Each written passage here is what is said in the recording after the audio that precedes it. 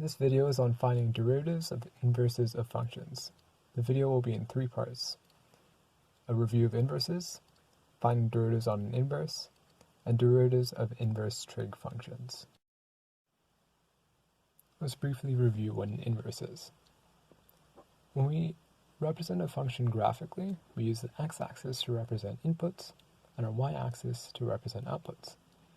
So if the point 3, 5 is our function, that means our function took an input of 3 and outputted 5. The inverse would have to do the opposite. It would have to take an input of 5 and output 3.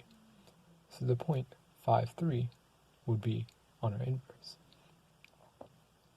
To get this point, we just swap the x and y values. But graphically, that has the same effect as mirroring the original function over the line y equals x. If the point AB was on our original function, then the point BA would be on our inverse. To find the inverse algebraically, what we do is we swap x and y and isolate for y. Let's take the example y equals x over x plus 3. We can start by copying that question down and swapping x and y. What I like to do instead of multiplying right away is, since we have a binomial in the denominator, we can add and subtract a certain value.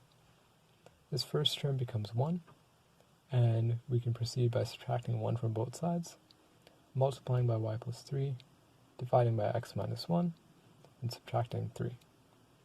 If you did it using a different method, you might get the answer y equals minus 3x over x plus 1, but both these answers are equivalent. And one more quick example.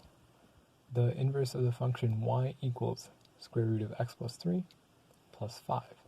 But we also need to pay attention to restrict the domain. So we can start by copying this down, and since the question said to restrict the domain, we can note down the domain and the range of this equation. Now when we swap x and y, we also swap x and y in our domain and range. So our inverse will have a range of y is greater than or equal to negative 3, and a domain of x is greater than or equal to 5. Now, we can isolate for y by subtracting 5 from both sides, squaring both sides, and subtracting 3. And we'll just, once again, note down our domain and range. I'll move on to finding the derivative. Let's take a few examples. So, we're asked to find the derivative of the inverse of y equals x squared plus 6x plus 6 with x greater than or equal to negative 3. And we're finding this derivative when x equals 2 on the inverse. So we can use a similar method that we've been doing before. Copy our original down and swap x and y to find the inverse. Then we can isolate y by completing the square, adding 3 to both sides, taking the square root, the positive and negative square root, subtracting 3 from both sides, and then looking at our restrictions on our inverse, we'll see that we only have to take the positive square root. And then now we can take a derivative of both sides. And we can plug in x equals 2, and that would be our final answer. In some cases, however, finding the inverse is either really difficult or impossible, like this next example.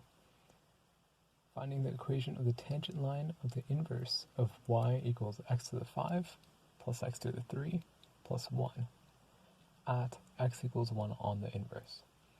Though finding the inverse is impossible, you can still find the answer to this question. We start by copying the original down, and like before, we'll swap x and y. But we can use implicit differentiation to find the value of the derivative. So we'll take the derivative of both sides and isolate for dy dx by factoring and then by dividing out. But what we'll notice on this last line is we have everything in terms of y, but we need to find when x equals 1. Now we can go back to that second line and then sub in x equals 1 and solve for the value of y when x equals 1. We do that by subtracting 1 from each side and factoring. Notice that the y squared plus 1 factor will never be 0. So this line is only true when y equals 0. If we were to plug that back into our dy dx, we would get a vertical tangent. We get 1 over 0. So the equation of our tangent line is simply x equals 1. So let's revisit our first example, except use implicit differentiation instead.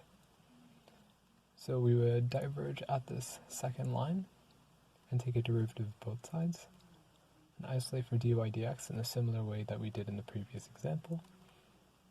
And we'd need to solve for y when x equals 2. So we'll take that first line and plug in x equals 2, subtract 2 from both sides, and use the quadratic formula. But notice how we only need to take the positive root because of the restrictions on the inverse. We can simplify this equation and plug this in into dy dx. And with a little bit of simplification, we'll see that we get the same result. In this case, it seems that we're doing about the same and maybe even slightly more work, but in other cases, it's impossible to find the answer without using implicit differentiation somehow. One last example. Derivative of the inverse of y equals e to the sine x when y equals pi on the inverse. Once again, we start by swapping x and y, taking a derivative of both sides, and isolating for dy dx. And since in this example they gave us what y equals on the inverse, we can simply plug that in and get our answer of -1.